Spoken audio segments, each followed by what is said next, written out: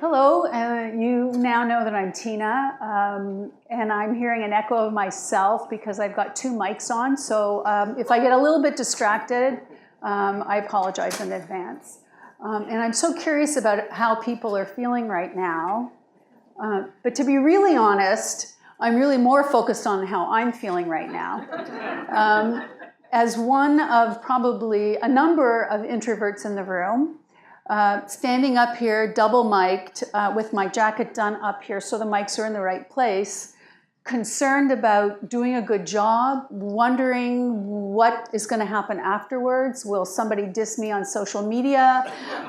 Will somebody say, oh, I know somebody that you have to meet? I don't know, but I put very high standards on myself. So I will say, in the interest of honesty and setting a stage for psychological safety, that I'm a little anxious right now. And I intend this session to be a dialogue. It's going to be interactive. I'm going to be asking you some questions. We're using a technology called Poll Everywhere, so you'll be responding. So unlike some sessions where people tell you to put away your equipment, I'm going to ask you to take out your cell phones.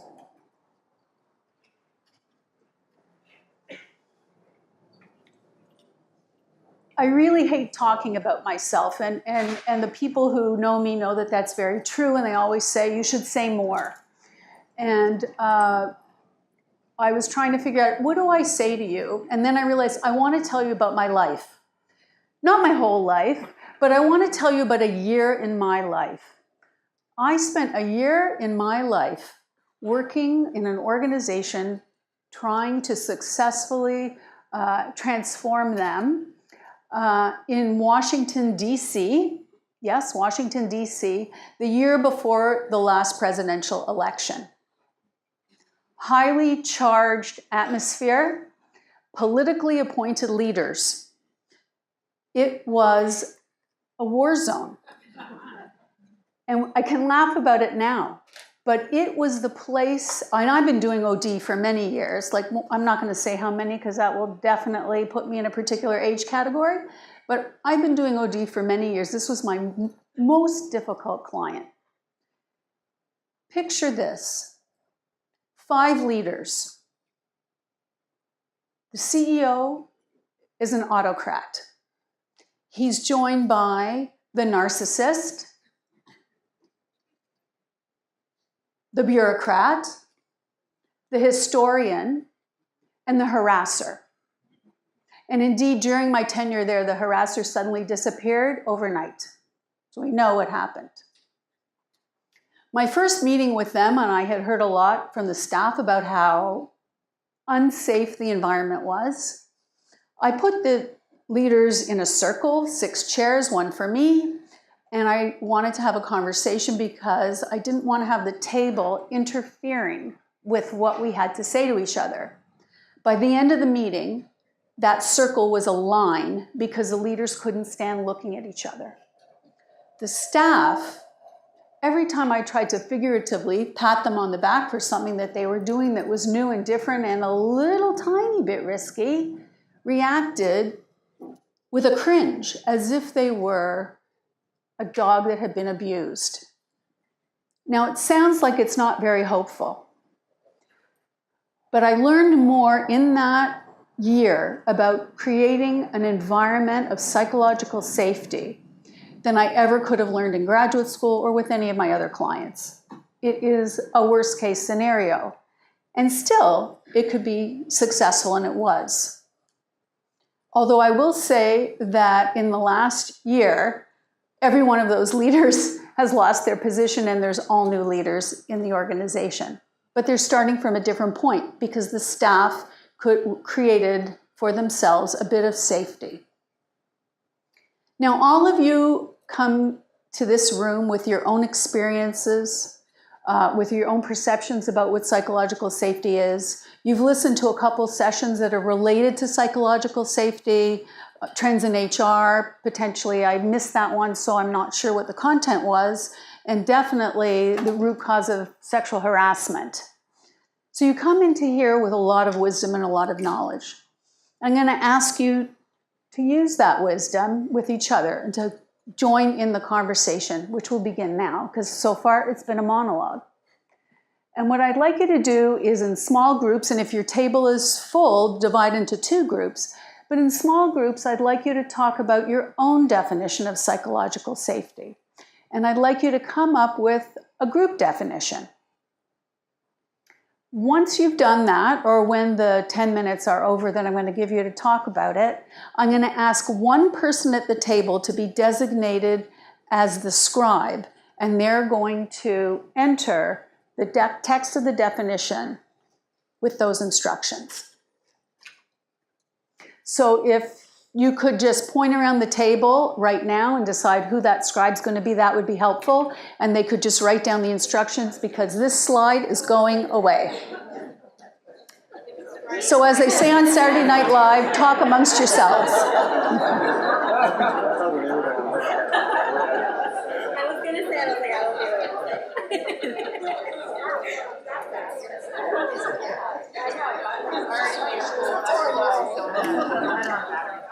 I'll show the original slide for a few minutes, but if someone tries to input something and we're not on the Poll Everywhere slide, it won't work.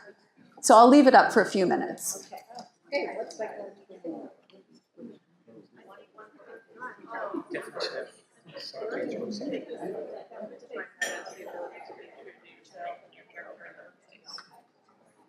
Okay, so you're not allowed to say if it's not.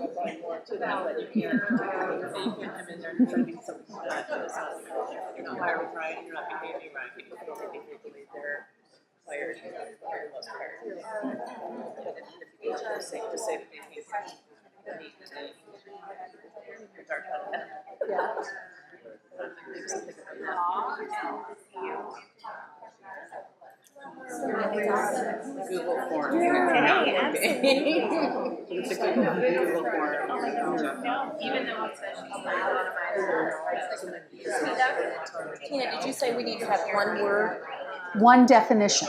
it doesn't have to be one. It doesn't have to be. So just a clarification, it does not have to be one word, just one definition.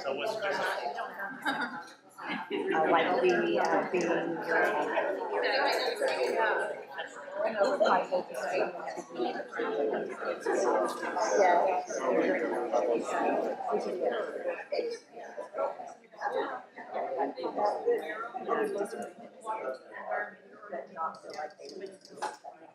So it's kind of a sense of open communication. For me, the first thing that came to mind is like mentally that my fight or flight is not on. Right. And I was thinking, like, what if this wasn't the same? You know, how would I know that? So that's kind of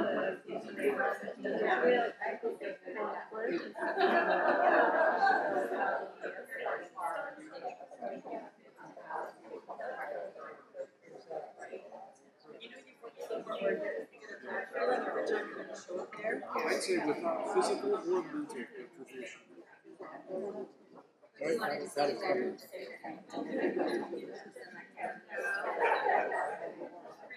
Yeah, I like that.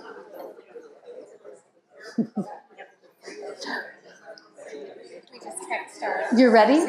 Okay. Yeah, you just have to wait. Now you can do it.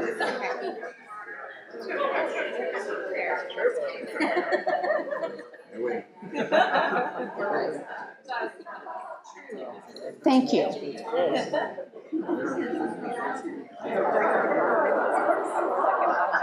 I might, so I'm reticent to make comments at a table, because I might.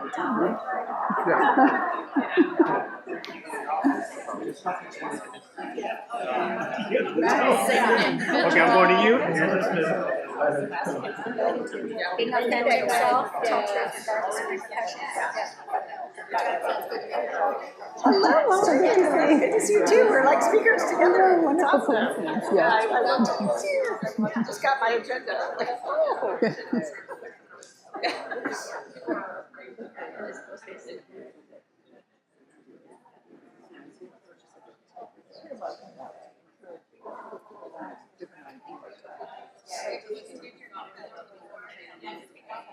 We've got two definitions up.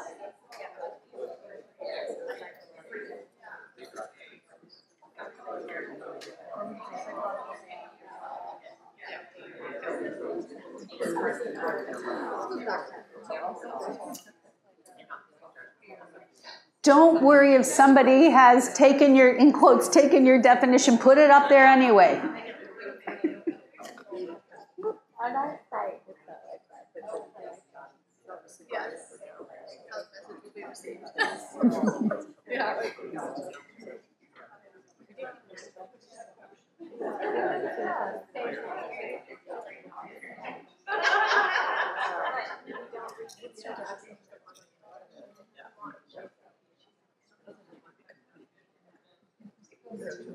Yeah, this is not a test. This is anonymous. Don't worry about being perfect. You got about 2 more minutes, max.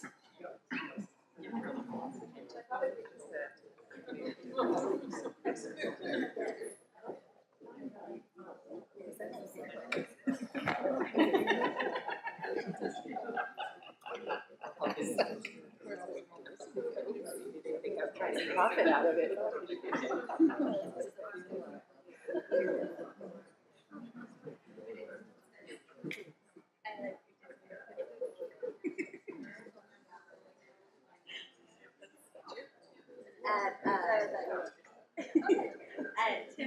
Okay, if you don't, anyone need a little bit more time?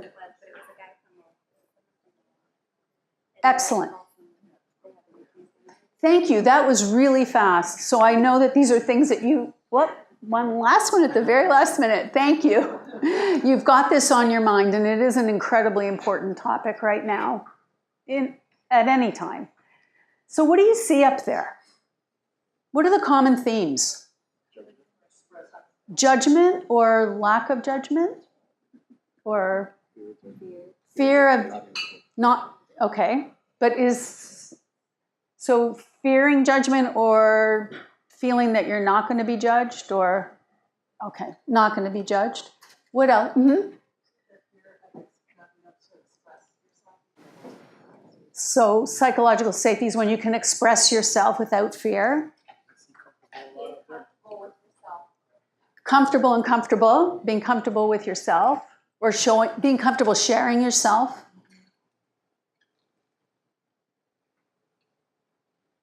Great.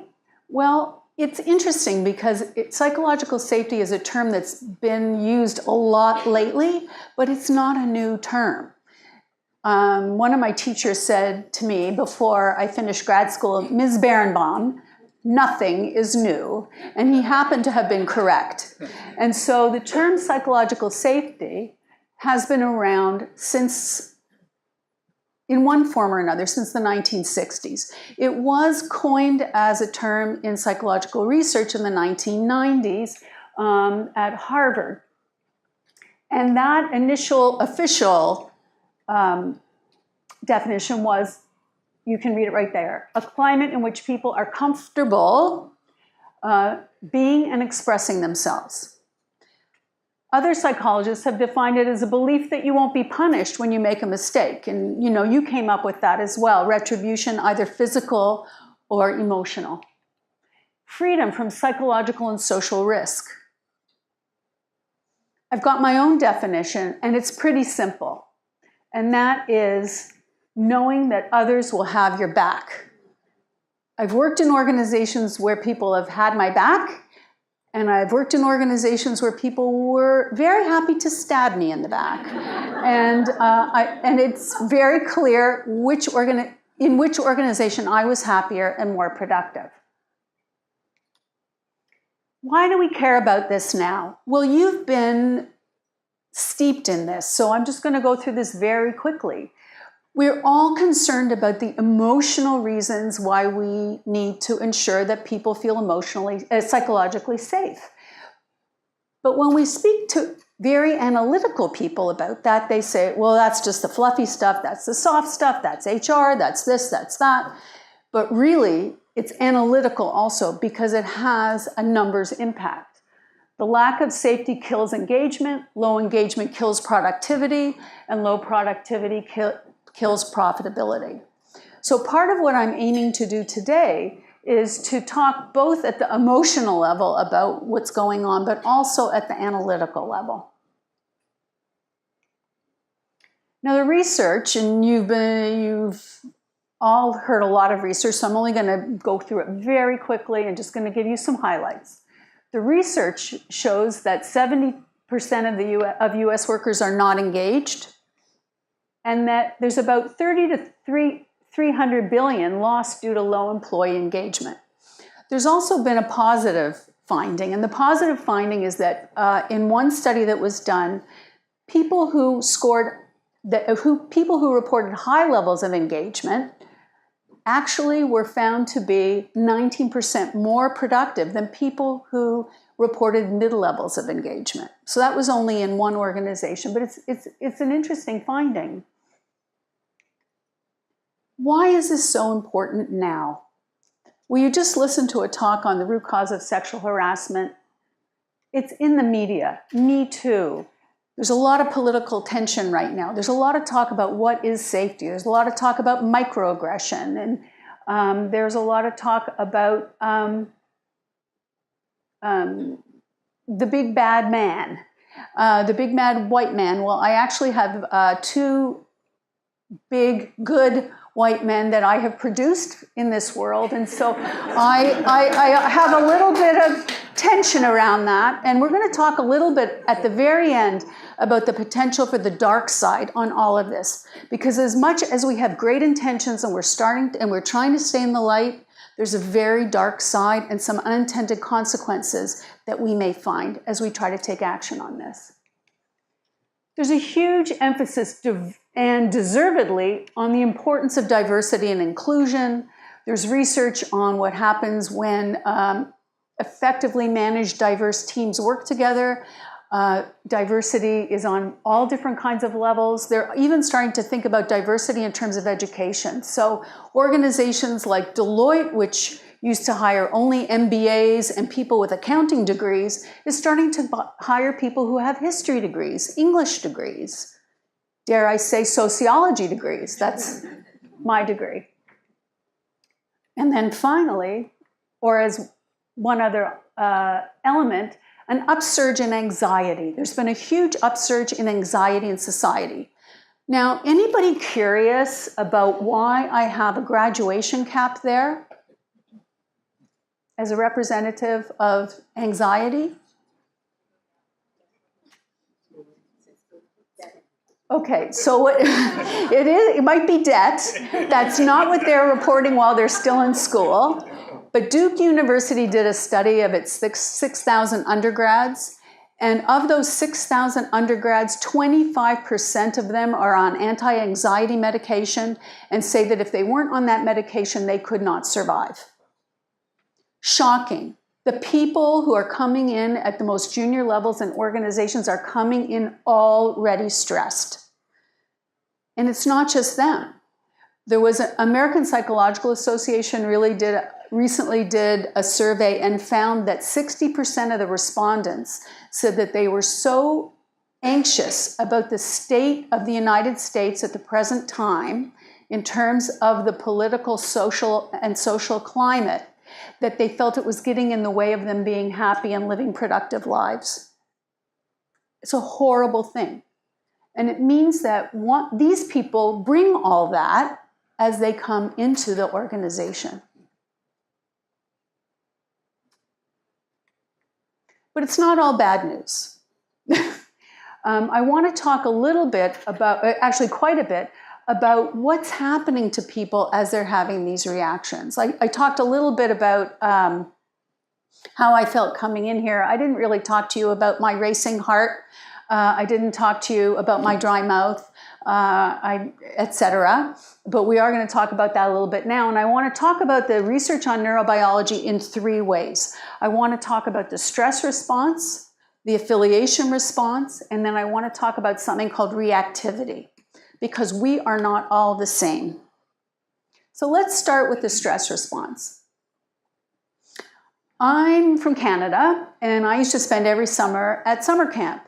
And one of the highlights of summer camp was that I got to go on canoe trips. And on those canoe trips, we would get into our canoes. It was before kayaks were popular, and we'd canoe really far in a provincial park somewhere way up north. And we'd end up at a campsite. It would be gorgeous, huge trees, lots of water, unpack, get our tent up, take out our food, get ready to eat, and then once this happened. So pay attention. You had a reaction, even just seeing this picture. I want you to remember that. It's very important. So what happens when a threat like that happens? Our whole body is affected. We have, from ancient times, been biologically built to deal with threat. When we deal with threat, or when we perceive threat, our amygdala gets stimulated. When our amygdala gets stimulated, it releases cortisol and epinephrine. Cortisol and epinephrine are really great at doing a few things: increasing your heart rate, taking blood away from your digestive system, giving you adrenaline and strength. All of those are self-preservation behaviors. We were built to be able to preserve ourselves in the best way possible. You think about the bear, and you think about, well, what could be the alternatives? I could get eaten. I could get killed. I could run away. I could kill the bear. Well, when you're a 14-year-old camper, you're not going to kill the bear. The only place to run was the tent. So at least initially, we pretty much thought we were going to get killed, whether that was rational or not. What happens, though, is that we are in a situation, we're in a state where there is kind of a constant threat. And so there is a background noise of anxiety. That background noise of anxiety is creating in our bodies at a reflexive level, an unconscious level, before we can even think about it, biological reactions that aim us towards self-preservation, self-protective behavior. And when people are under stress, they tend to be much more self-oriented. So it ends up being a very dangerous kind of loop. Not only that, it happens to also inhibit the flow of the other neurochemicals that are related to positive things. So people feel fearful. This is we need to have this reflex, don't we? And it's even good to have it at work sometimes because there are threats. But it's not good to have chronic, and it's not good to have chronic feelings of threat in your body. I'm going to flip it around now. Okay. Hardly anybody went, but I did when I saw this picture. And one of the things, research has shown really recently, because I have sons and not daughters, it actually bothered me a little bit, I'll just be completely honest, that when a mother looks at a baby and a baby looks at the mother, a neurochemical called oxytocin is released. When you're under threat, oxytocin is inhibited. What I didn't like about this research was that when the father looked at the baby, much less oxytocin was released. So I don't know what to think about that. But it is a feel-good hormone. And it doesn't just happen with mothers and babies. It happens with us. We see an old friend. How do you feel when you come upon an old friend that you haven't seen for a long time? You have a physiological reaction before you even have an intellectual reaction. What is that reaction? How do you feel when you come upon a friend? Or something really good happens to you? Or somebody gives you a hug when you really need it? Or what feelings are evoked? Well, a feeling of wanting to affiliate, a feeling of wanting less physical distance. It also, the research is showing that the higher your level of oxytocin, the more engaged you are in pro-social, group-oriented behavior. So something that one might want to think about is, how do we lessen the production of epinephrine, and how do we up the oxytocin in our organizations. So that's the simple model. That's the simple model. But you know, we're all different. And there's been a very interesting piece of research done. I've always been really curious, why are some people, when they're confronted with adversity or danger, really calm and cool and collected? And why are other people, when they're confronted with that same stimulus, why do they become very anxious and afraid? And I'm curious about it, partly because of my own personal life. I happen to be blessed with being one of those people who has a high tolerance for fear. It's probably good in the business that I do because I have to be brave, but there are times when I take risks that maybe I shouldn't. So what explains that difference? That difference is interesting. We come, as I've said, when you came in the room, you came with yourselves, you came with the knowledge that you have and the experiences that you have. You also came in with the biology. There was, about a year ago, there was a study of I think it was about 1,000 infants in the United States that was done from the moment they were born until they turned 15 years of age. And what they found was that there are differences in reaction to stimuli from the moment a baby is born. So a baby who exhibits anxiety-related reactions to stimuli, like they did loud noise, I mean, they didn't torture the babies, but they did like loud noises, a new person, flashing something in their face, like a picture. Some babies had an anxiety reaction. Other babies had no reaction or could have even been delighted. And that was true for them right through adolescence. It didn't go away. Some people developed coping mechanisms, but that difference didn't go away. And I think we have to keep that in mind. I know adults that are very anxious and other adults that are very calm. And I have my own experiment. Not only do I have 2 sons, but I have a number of grandsons. So I'll say number 1 was born with clenched fists. He was born not wanting to be held, responds very poorly to surprising stimuli, needs to be taken out of crowds a lot. He's not on the spectrum. He's just highly sensitive. The second one is Mr. Calm. He was born a bit flaccid. People thought, is there something wrong with him? I said, no, you just had the experience of this other one first, but he's actually, I said, he's normal. Why'd I say that? Because that's how I am. And of course, we see the world from our own lenses. I said, don't worry, he'll be fine. And this is a happy-go-lucky kid. You leave him playing, he's fine. You put him with new people, he doesn't really care. He might not pay attention, but doesn't really care. Kind of likes new experiences. So it is biologically in us. So does that mean that we want to be hiring for people who are naturally calm because of their physiology? I don't think so. No, thank you. Thank you for saying that. I don't think so. I don't think it's the right answer.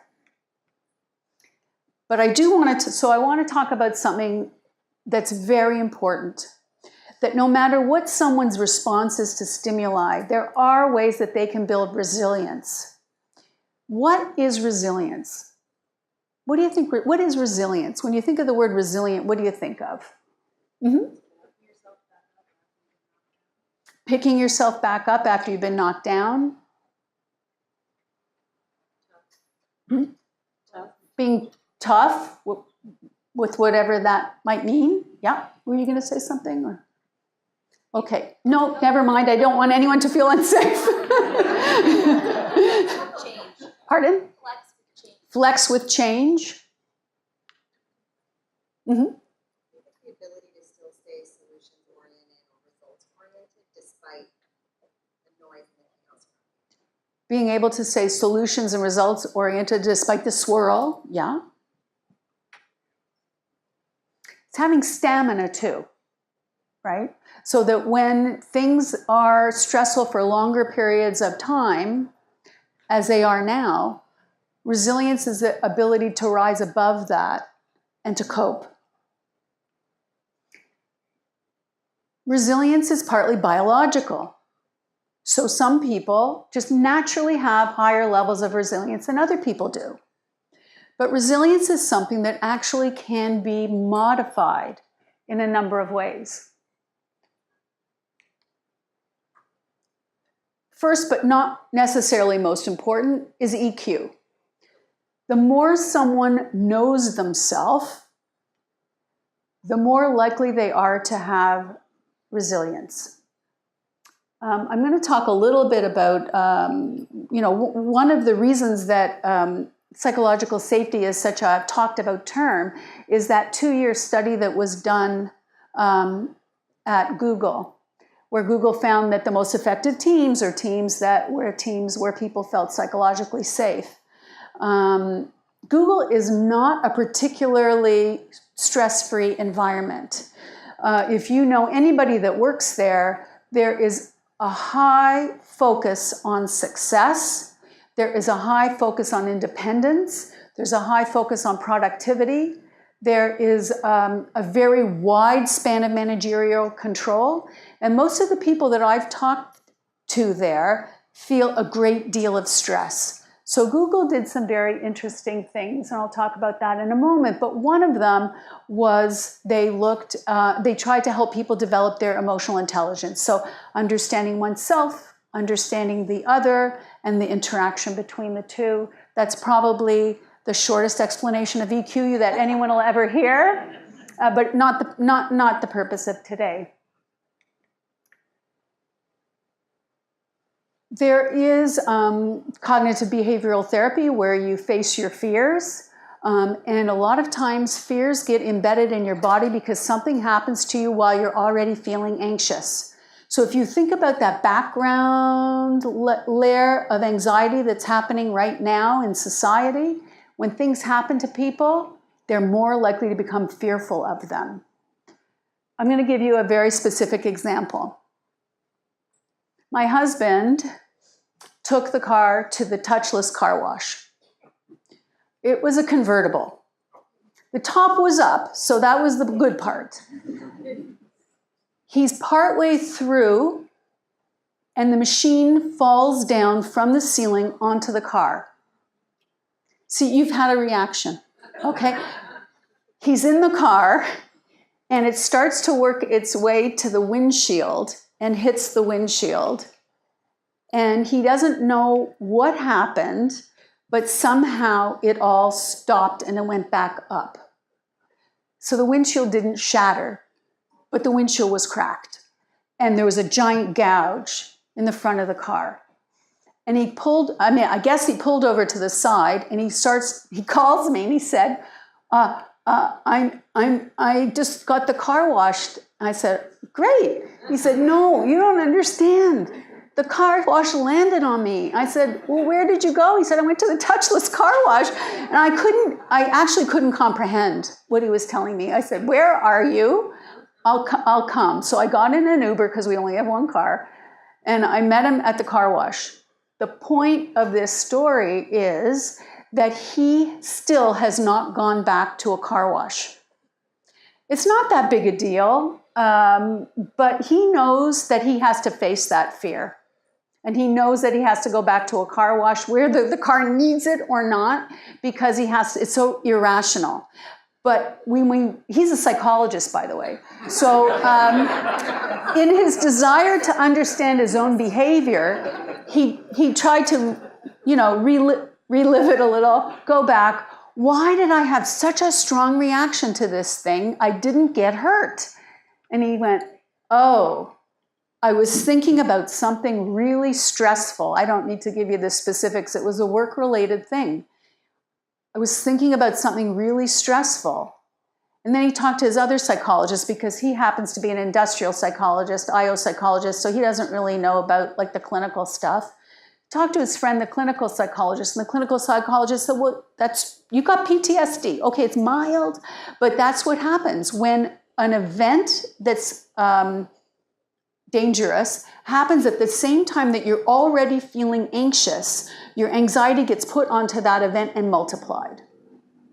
So facing fears is really important. And then it's important to understand what fears are. Sometimes people have work-related fears, fears of speaking in public. They may have fears of confronting authority, even if the authority is not doing what is safe. In preparing for this talk, I heard one statistic which was really shocking to me. And that is, I was supposed to say it later, but I'll just say it now, that during the Vietnam War, 2,000 junior officers were killed by their own troops. And that is because the troops feared that those leaders were not going to keep them safe. So I'm not saying that they should have faced their fear by killing their junior officer, but it is important. And there's so many therapy modalities available. People are afraid of snakes. People are afraid of heights, etc. But we're in an environment where more and more people are developing more and more phobias. And that's a non-clinical phobia. I'm not a psychologist. One of the things that, in addition to emotional intelligence development that Google did, is they developed a course called Search Inside Yourself. And for those of you that are familiar with it, I apologize, but again, I'm going to give the 3-second version. It is an oversubscribed course. There is a waiting list to get in, and is based on meditation and mindfulness. So how do we cope with stress? How do we check out while we're still at work and in our lives? And the person who was the original developer of that was an engineer himself. But there are many techniques that you can do. In my coaching work, I often have my coaching clients have something come up on their computer every 2 hours where it says, take 3 breaths. That's all they have to do, but it helps to manage stress because it's a physiological reaction. Others have a picture come up of your family vacation. And those are really small interventions that can happen. It doesn't have to be a big program, but Search Inside Yourself has been quite successful. There's also well-being. Organizations, when people are stressed, they do not focus on their well-being. They don't eat properly, they don't sleep properly, and then it becomes a vicious cycle. The less sleep you have, the poorer the food that you're eating, people eating at their desks, people eating a lot of carbs, people eating late at night, people not eating in the morning. All of these things lead to feelings of anxiety and stress. So it ends up being another one of those cyclical reactions. And organizations can provide education, opportunities. If I think about Google, and it's not alone, it's true. It's true at Facebook too, and at a number of my clients actually, where there are central coffee places where they can get healthy drinks, they can get fruit, they can get healthy snacks. Someone I know that works at Intel in another country has on-site yoga. So she goes to her yoga class. And there's many things that can be done, but it's about increasing someone's general sense of well-being, their psychological well-being, and their physical well-being. Socially connecting also helps to increase resilience. And socially connecting can take many forms. Think about what's happening in your workplaces. How do people connect socially? Does the organization do anything to help promote that? What does it do? Volunteering in the community. Volunteering in the community is such an important aspect of building resilience. My clients that have the most difficult in the top 4 consulting firms, you will find people are generally working, could be a 70-hour week. And one of the things that they do religiously, at least in one of those organizations, which is Deloitte, is they have a day a month, where they go into the community, either with their teams, or they take representatives from different teams and create a new team, and they do exactly what you're saying. They volunteer together. They do something altruistic together. They connect. So organizations can create those opportunities. And people who have resilience they have a high understanding of themselves and others. They're willing to face their fears. They have some techniques for managing stress. Let's hope that they're positive and related to well-being, because there are a lot of ways that people manage stress, and some of them are quite self-destructive. But that's not what I'm talking about. And there are people who are socially connected. So if people are working really hard, then their connections outside the business, outside the office, might not be that strong. And there is potentially a role that an organization can play to increase that. There are also mindset factors. One of the things I often ask my clients when I'm doing coaching is I say, okay, so you've described this situation to me. Let's see if we can put a different frame on the picture. And often, just by putting a different frame on the picture, people can understand how to look at it in a very different way. And so often I try to take them from a negative mindset to a positive mindset. Some people are naturally glasses half full people. Others naturally glasses half empty people. Some people don't even know where the glass is because it's clear and they're not seeing it so well. But it is really important to try, and when one has to coach somebody, to figure out how might we change that picture frame so the person can change their mindset. And really, mindset factors impact all of the above. I've been through a period in my work life in the last month where I was suddenly gifted with a gigantic project that has to be completed by the end of October. That was on top of all the work I already had to do in the month of September and October. I had half of September and October to do it. My coping strategy is to focus on what I need to do right now. If I think about how hard I worked last week, and Holly's here, and Holly is my witness. One night I don't know if it was psychologically safe, but Holly and I stayed up till 1 o'clock in the morning together. I had one day of a break, and the next day I actually pulled an all-nighter. I haven't done that since I was working on my dissertation. And it does not feel good. You know, I got on an airplane at 9 in the morning thinking it was night, and it wasn't. It was morning, and I've caught up. But I realize I can't be thinking about how hard I've been working or how much I have to do. My mindset has to be on now. So it's incredibly important, and it's something that we can teach people. But it's not just about the individuals. We've been talking about the individuals so far. It's also about great leaders and healthy cultures. And I want to focus on great leaders because I think without great leaders, you can't have healthy cultures.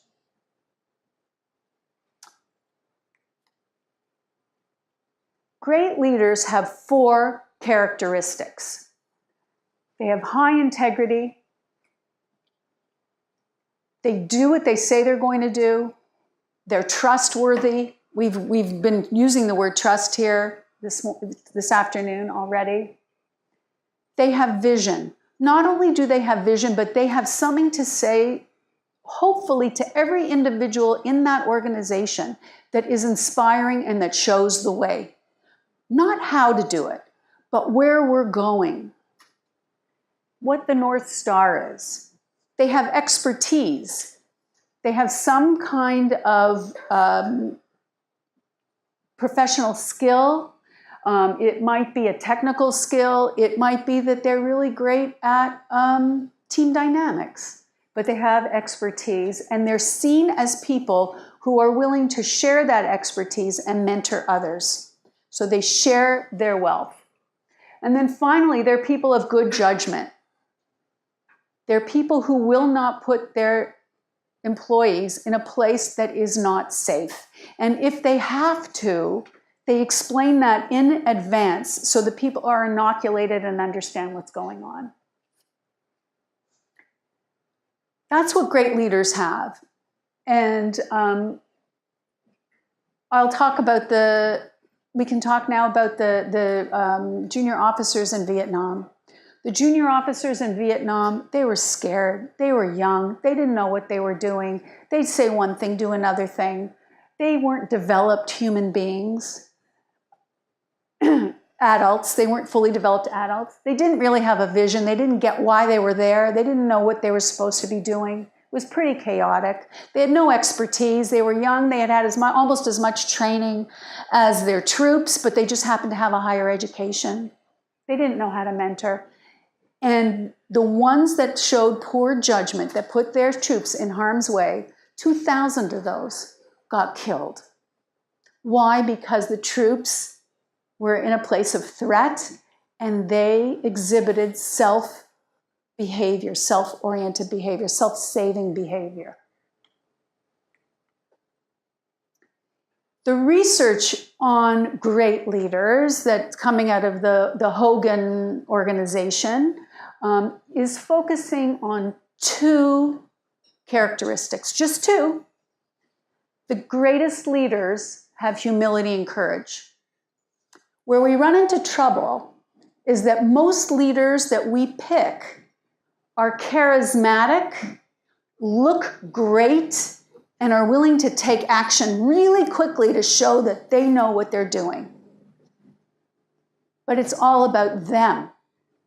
And truly great leaders are leaders that are doing it for very different kinds of reasons. Whether you're talking about Nelson Mandela, who is the most amazing example of great leadership, or you're talking about Moses, for those of you that have read or care about the Bible, or if you're talking about the commander or whatever the title was of the person that was on the Midway during the Second World War, all of these people have in common that they're humble and they're courageous. So one of the problems is that we tend to select leaders for certain kinds of characteristics, and we even develop that in them. A lot of my coaching clients are being asked to step up and to be what they're not.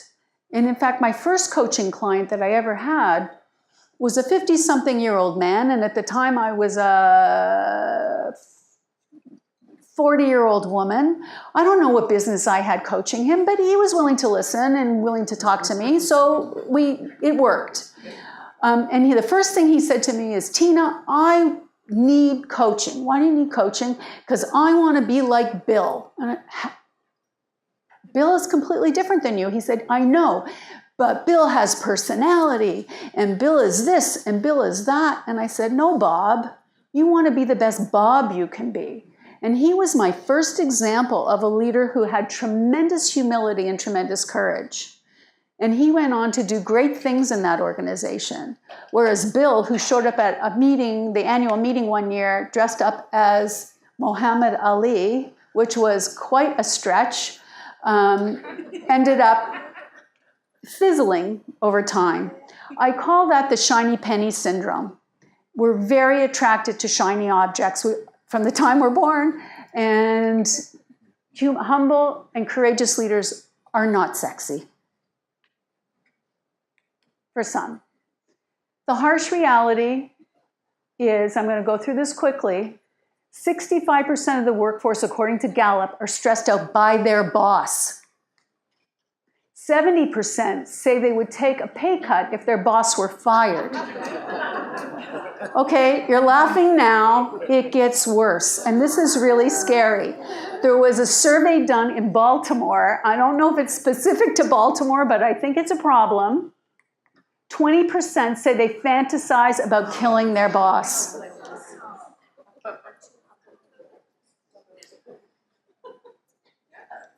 Has anyone in this room seen the movie Office Space? Okay. That's a toxic environment with bad leaders. I want to do a little bit of a pulse check.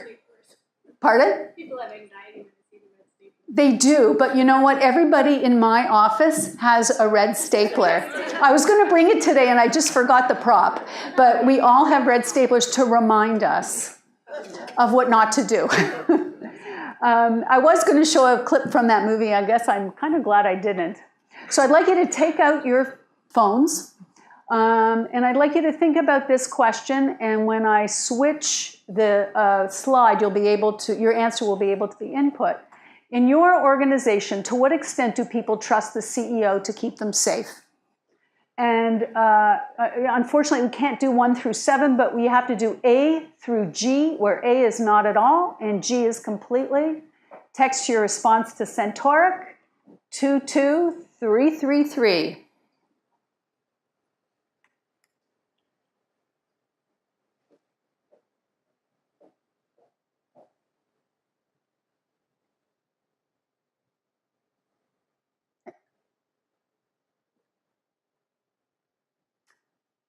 Okay, we got a bimodal distribution there, but pardon? Oh, it's changed. Oh, good. See, I'm very impatient also. And I can't stand when technology takes a while. Well, thank goodness nobody said A, right? What are your reactions to what you see up there? What are your reactions? Less than 30%, well, I get 20, whoops, it's changing again.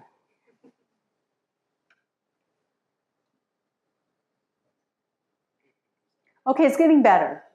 I don't know if people are changing their minds or it's a recency effect or whatever, but still, if you look at that, there really are only 50, whoop, okay, I can't handle it. There's around half of the people in this room feel like their boss would keep them safe to some extent, okay, with only 7 being completely.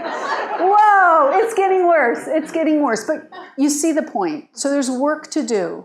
And so much of it is about if we're not in a position to select leaders because we've got them already, and I'm talking about leaders. One thing I didn't do was to define leadership, and I'm going to do it right now. We have a very simple definition of leadership. Leaders elevate performance. Everybody in an organization can be a leader. So I'm not just talking about the CEO, I'm talking about leadership throughout. We have work to do.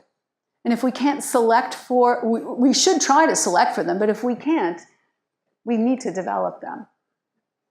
I'm not going to have a lot of time to talk about culture, unfortunately, but I do believe that the 2 things that I have talked about are really important antecedents.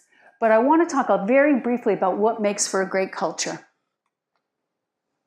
There are 5 building blocks. There's some research that was just recently published that showed that, and you're all living this, so guiding values that are translated into specific behaviors, very clear pragmatic policies and procedures, focused skill building. I don't need to read them all. One that's very important is HR leadership at the leadership table. And I know that people may not have control of that, but in the organizations we work with, where leaders are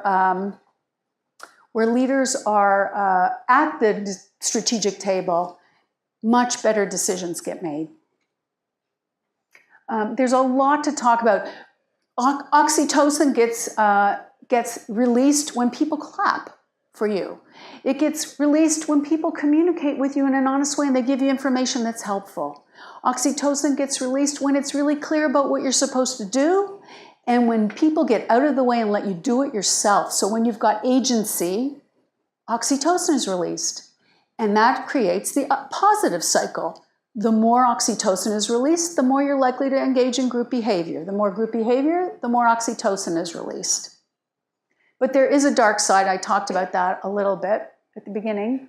And I'll just say that there are two that I'm particularly concerned about. One is the cult of victimization, and that is people are coming to see themselves as victims, not as people that have agency to make change in their life. So they go to HR and they say, oh, there are times when it is people are in difficult situations, but they're not taking responsibility. And one of the things about a great culture of safety is that individuals have the skills and the container in which they can take care of themselves, and if they don't, that the community takes care of them. And that's something that's happening on college campuses right now, where they're switching the sexual harassment training to be for just girls, to be also for everybody, because if we see something that's not right going on, we stop it. Incredibly important. And I think that as we do interventions on psychological safety, we have to be careful to think about what is the reactive effect that we weren't expecting, the unintended consequence. So let's review. There needs to be a focus on leadership, selecting leaders for humility and for courage, and developing them. For culture, we need to have all those building blocks, but just having those building blocks doesn't do it. In the organization I talked about at the beginning, their first value was integrity, and yet it was a war zone because they didn't have the behaviors that matched it. And then in terms of personal resilience, there's a lot that organizations can do to help people develop that personal resilience.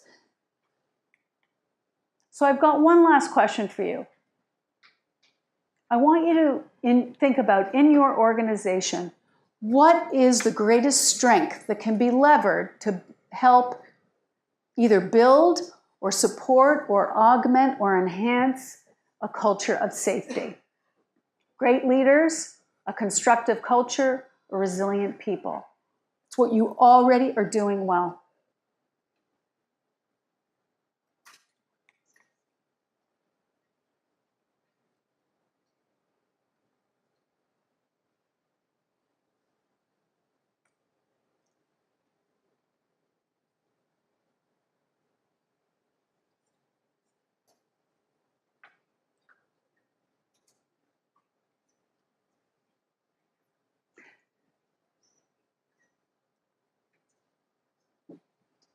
So once again, although the horse race seems to be changing and my time is running out, great leaders seems to have gotten the fewest votes. And I think that one of the things to pay attention to is to have an appreciative approach. That's part of the mindset, an appreciative approach of what your organization's already doing well, and thinking about what it needs to do well. I'm very happy to continue the conversation, whether it's about psychological safety or culture or leadership, and look forward to speaking with you later or when our paths cross at another time. Thank you so much for your time and attention. My oxytocin has been released. I just want to hug all of you right now.